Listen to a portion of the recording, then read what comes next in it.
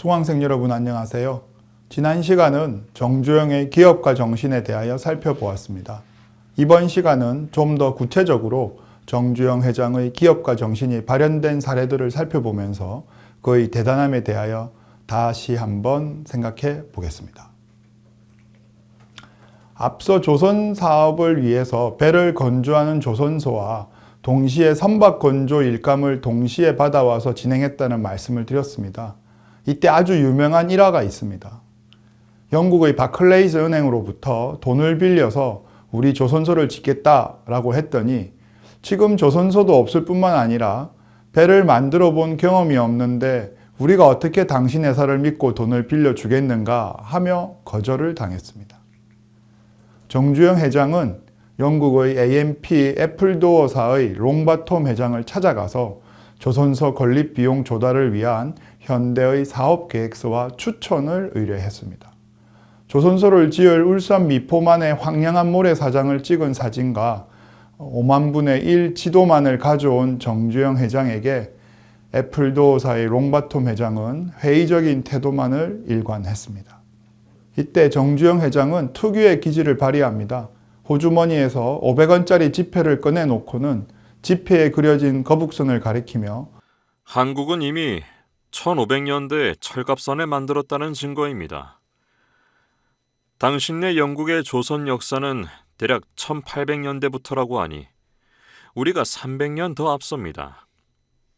그동안 쇄국 전책으로 산업화가 늦어져 국민들의 능력과 아이디어들이 빛을 보지 못했을 뿐 선박 건조에 대한 잠재력은 결코 적지 않다고 자부합니다. 자신에 찬 정주영 회장의 이야기에 감동한 롱바톰 회장이 바클레이즈 은행의 부총재를 만날 수 있게 직접 주선해주고 사업계획서도 완벽하게 작성하는 데 도움을 주게 됩니다. 정말 일반인으로서는 생각할 수도 없는 도전적이고 기업가 정신이 충만한 사람입니다. 정주영 회장은 가난했습니다. 그래서 배가 고팠기 때문에 쌀상회에서 일했고 쌀상회를 제일 먼저 운영하기도 했을 만큼 국민들이 배불리 먹기를 바랐습니다. 그래서 어느 정도 사업이 되고 난 이후 1980년대 초 서해를 간척, 즉 바다를 메워 농토로 만드는 간척 사업에 착수했습니다. 그것이 바로 서산에 있는 방조제입니다.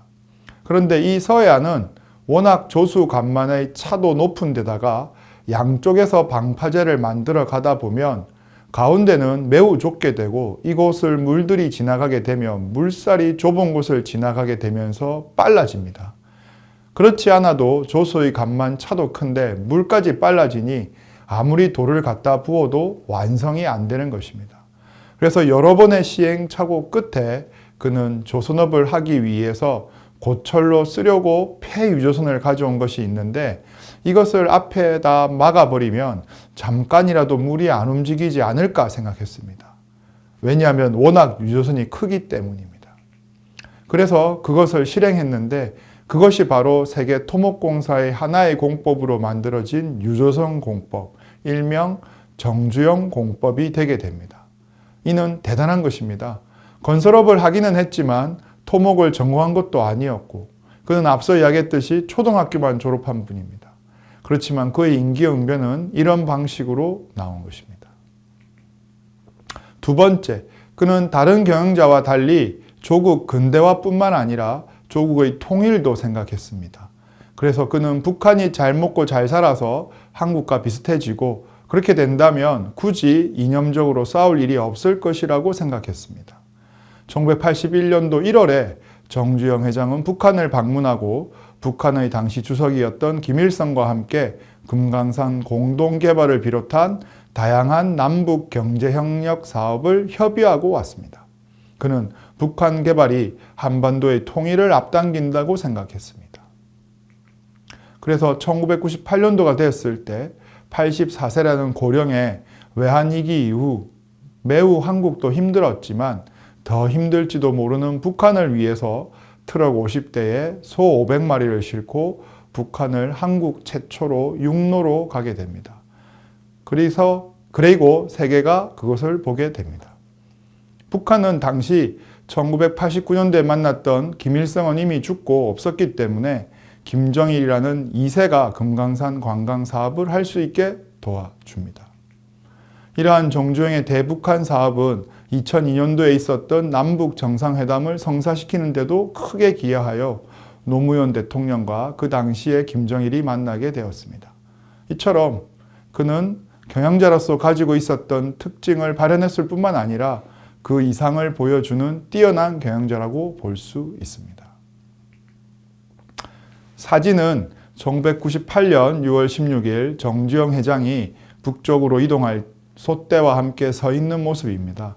50대의 트럭에 소를 싣고 올라가서 우리 북한 주민들도 먹고 살 수 있게 도와주자라고 했던 것처럼 그는 경영인으로서 기업가 정신을 보였을 뿐만 아니라 정치인으로서 북한에 대한 부분과 대선에 대한 도전으로 본인이 하고자 하는 모든 것을 도전했던 사람입니다. 물론 이룬 것도 있고 못 이룬 것도 있습니다.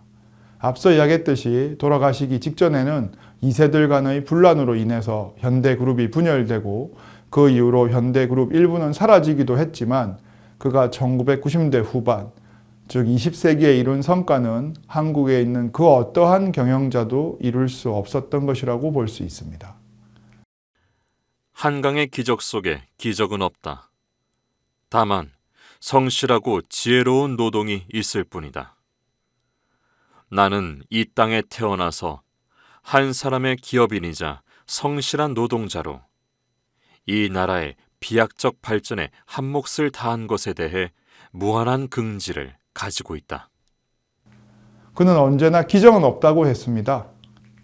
또한 그는 1990년 11월 한강의 기적을 지켜 세우는 소련 공산당 서기장인 고르바초프와의 만남에서도 기적은 종교에나 있는 것이지 경제의 기적은 없다.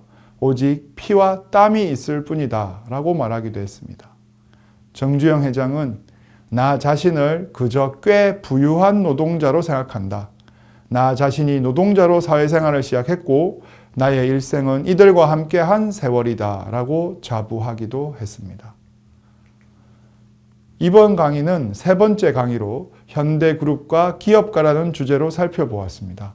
다음 네 번째 강의에서는 두산그룹과 기업가라는 주제로 강의를 이어가도록 하겠습니다. 감사합니다.